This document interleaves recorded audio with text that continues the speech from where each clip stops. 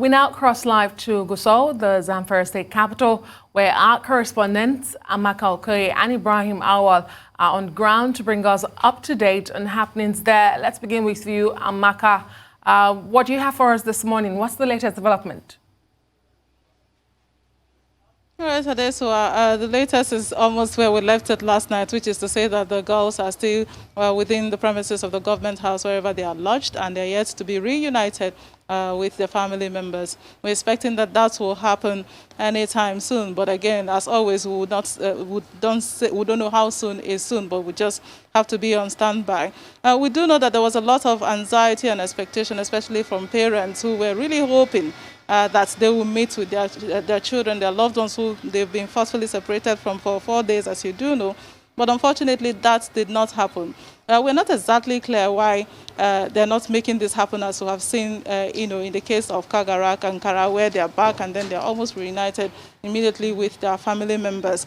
We yet to get information from, the government quarters. I was supposed to actually be speaking with the Chief Press Secretary of State, as you do know, but unfortunately, we can't get a hold of him. However, Awal is here, and Awal also has been speaking to a few people. I'll just hand over to him to bring us again up to speed to what next he knows. Awal. Okay.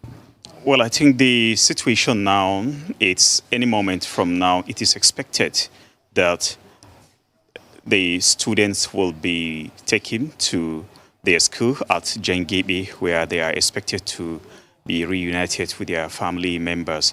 But one other thing that is going around in Zamfara State this morning is part of the comments made by the state governor while he was highlighting his people on the visit of the Governors Forum's chairman. Then the governor's comment last night will definitely spring up other issues politically and also on the security angle in Zamfara State, because the governor is complaining that not just people from the opposition party, even many people from his own party have not found it fit to call and as well, condole him on what has happened. So the expectation now is moving to Jangebe for the reunification of these children with their parents. Okay, Awal, can you elaborate a bit more? Awal, thank you. Okay, Amaka, can you hear me? Yes, I can hear you. Essentially, we do know, as you do know, that from here to Jangebe is a couple of 2 hours, thereabout. And so this would have happened as we all expected yesterday, but for some reasons, like I mentioned, that did not happen. So all we do know, I hear you saying we should elaborate more on that, is the fact that, as you would have seen when Kankara happened, they were brought in their raw state, so to speak, and then handed over to their family members, And when Kagara happened, they got some medical attention, and almost immediately, well, not almost immediately, after a couple of hours, say 4 hours, they were reunited back to their family members who were, brought into the government house. But in this case, the situation is a bit different, because what we are suspecting is that they would now move them. That's the government will now move them instead, as Awal has said there, to the school premises. Yesterday, while we were there, I recall that we did report that we saw a lot of arrangements happening. The school hall was being arranged when we saw the district head, who said he was not able to speak at the moment to us on camera. He says they're trying to prepare to bring the children, so that when the children are back in the school, the place is ready. So essentially that happened, the preparations happened, but by the time we came back to the school, they all dispersed, because again, as they got word that they will not be returning back to the community yesterday. We did saw children, we did saw other students who were excited and came around, but that didn't happen. So we are hoping that, that reunion will eventually happen, where all of these parents will now be reunited to their loved ones. Remember, there are parents who've got more than 3 children, some have 1, some are expecting 4 girls and all of that. So that's all that we're hoping. That will be really the climax of all of this, because now they will be able to put a complete and total closure to all of this. Yeah, Amaka, even though that's very useful information, actually where I was going with regards to Awal was to do with elaborating on the controversial statements by the governor. I mean, he touched on one which for me is news, is that he's saying he hasn't had people come to visit him and commiserate, or rather rejoice with him. But the other aspects of that the statements where he said that some people were being paid, the bandits were being paid by some other parties to keep the girls. And then you have the Arewa forum saying that he was embarrassing the North. So, and the no-fly zone. So how is that affecting the atmosphere in Zamfara? Yeah, that's right, Akene. At some point, it almost turned like a politicization of this whole matter, unfortunately, because, when the Governors Forum met and after the chairman of the Governors Forum made his comment and congratulated the government, the state government for their effort, because this is the shortest release that we've seen, as you do know.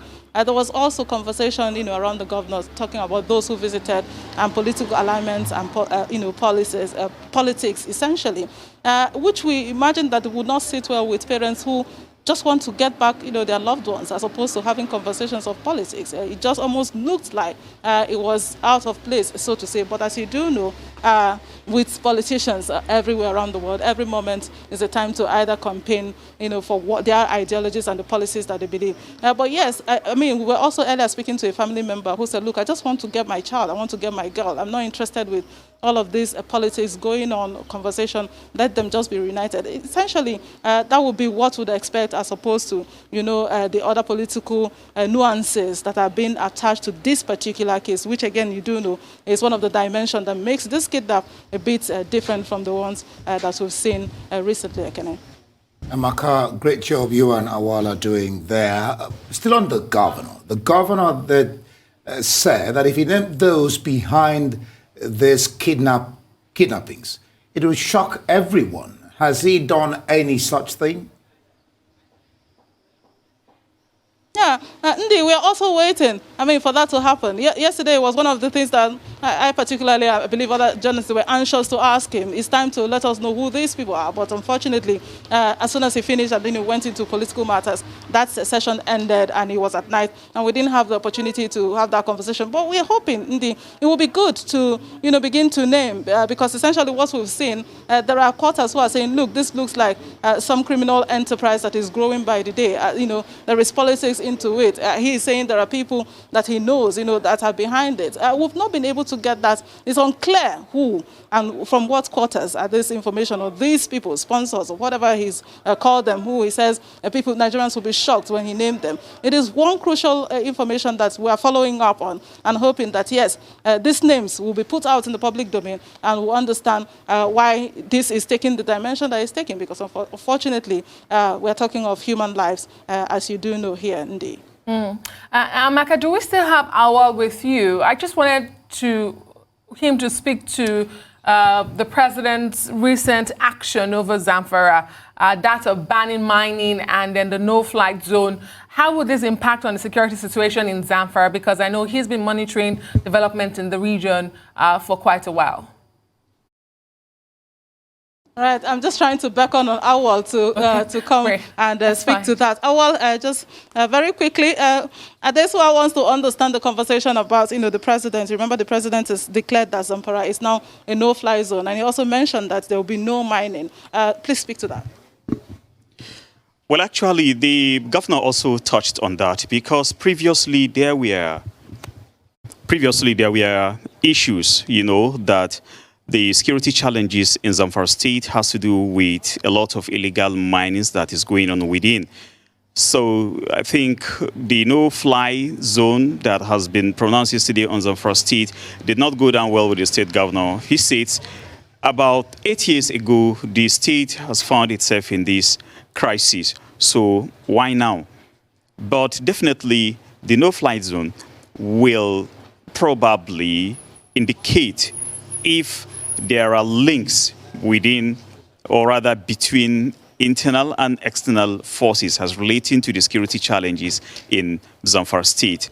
And we all know the illegal mining activities has been bringing in people into the state from different places. So I think in few days to come, we'll start ascertaining if this new idea will make impact or not. Well, thank you very much. Well, there you have it. I'm sure that we'll have to take. Thank you so much, Awal and AMAKA, for the update there. Looks like the federal and state government are heading for a collusion court.